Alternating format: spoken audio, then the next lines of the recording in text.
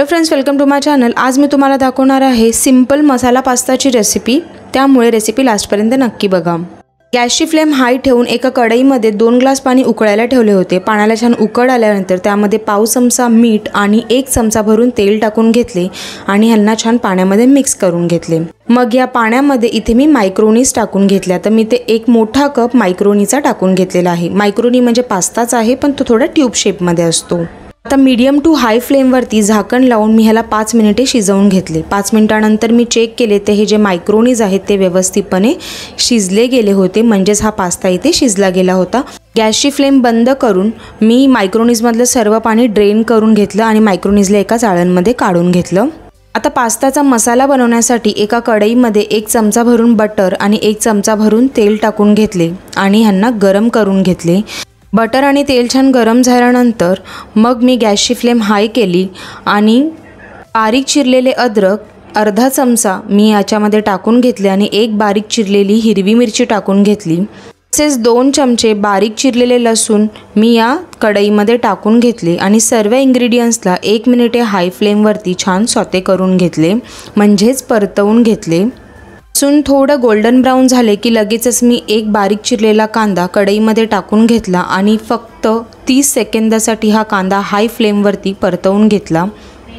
30 second कांदा छान परतला की लगेचच कढईमध्ये 1 बारीक चिरलेला टोमॅटो, तसेच पाव कप लाल शिमला मिरची आणि पाव कप येलो शिमला मिरची टाकून 1 मिनिट सर्व इन्ग्रेडियंट्सला सॉटे करून घेतलं, म्हणजेच परतवून घेतलं।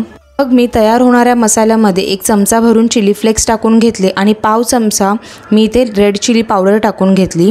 त्याचबरोबर चवीनुसार मीठ टाकून घेतले आणि सर्व इन्ग्रेडियंट्सला व्यवस्थितपणे मिक्स करून घेतले। रेड चिली पावडर इथे टोटली ऑप्शनल आहे। मी रेड चिली सॉस यूज नाही करत, म्हणून मी रेड चिली पावडरचा यूज केला आहे। सर्व जिन्नसला अर्धा मिनिट परतवून घेतले।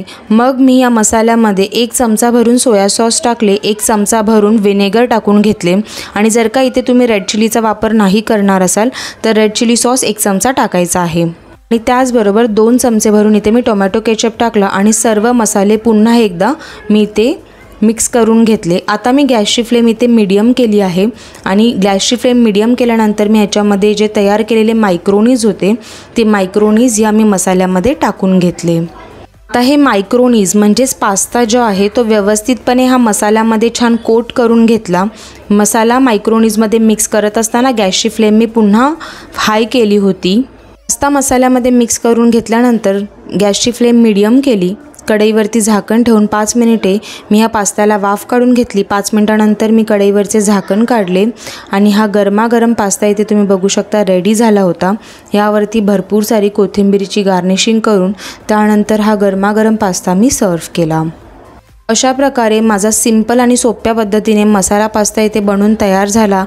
तुम्हाला माझी आजची ही रेसिपी कशी वाटली ती मला कमेंट सेक्शनमध्ये नक्की सांगा आणि जर तुम्हाला रेसिपी आवडली असेल तर चॅनलला लाईक, शेअर आणि सबस्क्राईब करायला विसरू नका। थँक्यू।